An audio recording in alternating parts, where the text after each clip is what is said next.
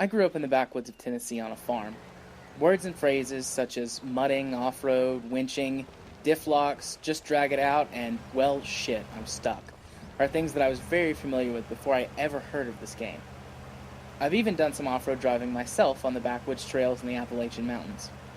While getting covered in mud isn't something I'm particularly interested in the real world, the technical skill and ability to do it has always interested me. While high school dropouts, John Boy and Bubba, are much more likely to be the guys going mudding, they aren't just being dumb. While they might not know the term center of mass, they know how to properly ensure it isn't too high up, otherwise their truck may tip over. They might not understand how friction works from a scientific standpoint, but they know the best places to situate their tires to ensure they get it.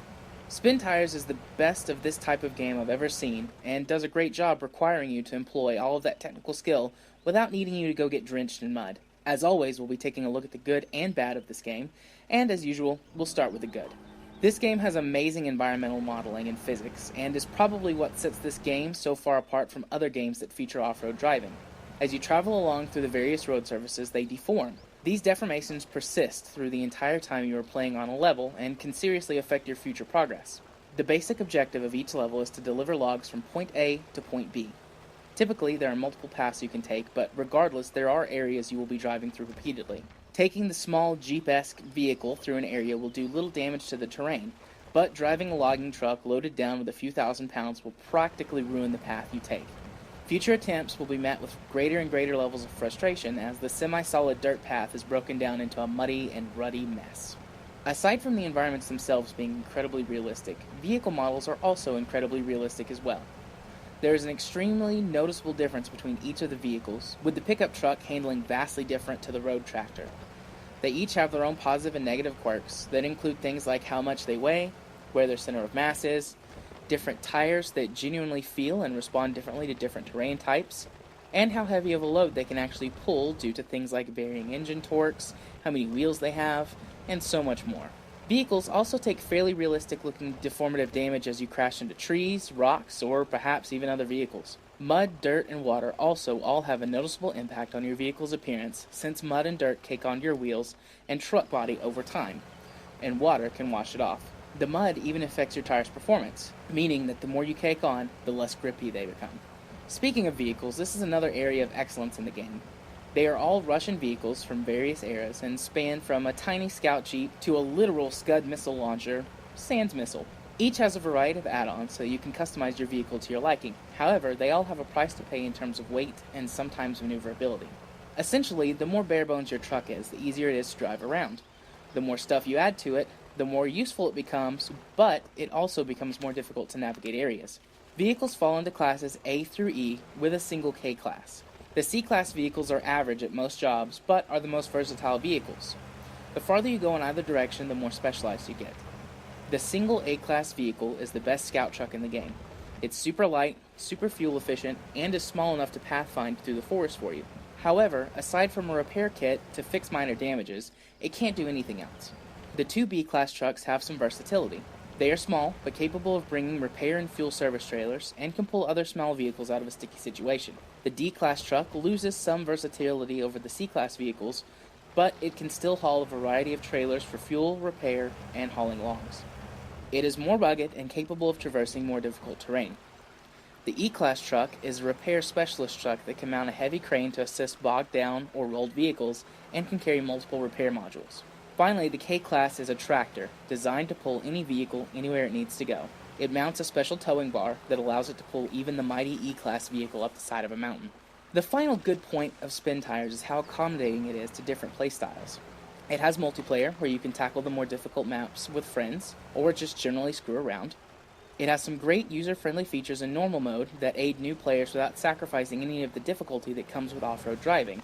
But it also offers a hardcore mode that removes these same accessibility features while placing added difficulty layers onto the player, such as increasing fuel consumption and removing the rescue to garage option, which allows you to save your truck from any sticky situation by teleporting it to a garage for repair. Neither difficulty makes the actual off-road driving any easier or harder, meaning that skill can easily be transferred to the more difficult playstyle if the user so desires. You also can easily limit your play in the normal mode by not rescuing and instead going and getting another truck to pull yourself out. Now we move to the negatives of Spintires. There just isn't enough variety to the game. While the selection of vehicles is great, after a while they get old. You gravitate towards only a few of them, and the rest get left out. While the 6 maps are great, after only a couple of runs each, they get stale since you know what to do. Those things can be fixed with mods, however, and Uvi, the developer, officially supports them on their own site. The game also has a thriving Steam Workshop presence to make that process even easier. The biggest problem with lack of gameplay variety is the objective. Each map has the exact same objective. Take 8 points worth of logs to the objective and unload them. Some maps have a couple of different objectives, but they never change position. Completing the objective gets boring really fast. If the objective simply moved around the map, it would solve that problem. Then you would need to figure out different paths or truck types to haul logs to them, and the skill aspect of the game would shine through. You also could add more variety to the objectives. For example, delivering loads of fuel to the garages in order to open them up would be a nice variety. While the principle is the same, it again encourages using different routes and truck types while also focusing on the skill-driven element of off-road driving. Personally, I'd also love to see some commerce aspects added to the game, similar to Euro Truck Simulator. Buying trucks in garages would add huge gameplay variety, as you could choose what to focus on first. Although doing this would mean the game would need a larger map with persistence elements that it currently doesn't support. As far as I know, there are no mods to add any of these fixes, as I just described, to the game. The final issue I have with it is more of an annoyance than anything. The game cannot be manually saved. When you start a level, exiting the level will autosave it for you. However, if you then go play that level in multiplayer, or choose to start that level over, you lose all progress made. Furthermore, multiplayer games cannot be saved at all. You do learn to work around it with time, but if the game crashes or you accidentally choose to start the wrong map, then you're screwed. In conclusion, I like Spintires a lot. I've been playing it constantly for 2 weeks and am recording a bunch of content from it to put on the channel.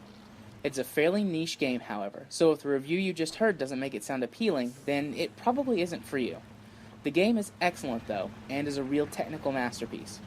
If everything I just said sounds enjoyable, then go buy it. It's on sale fairly frequently at this point, so you should have no problems picking it up for $15 or so, which is what I feel the game is worth. If you like my review style and want to suggest a game for me to review, then you can leave a comment below, or head on over to my Twitter account and hit me up there. You'll find the link in the video description. Also, if you like this video, please leave me a thumbs up, and if you disagree with me and think that this video sucks, feel free to leave a thumbs down. I would greatly appreciate you hitting the subscribe button if you like the content that I do and want to see more of it. Until next time, bye-bye now.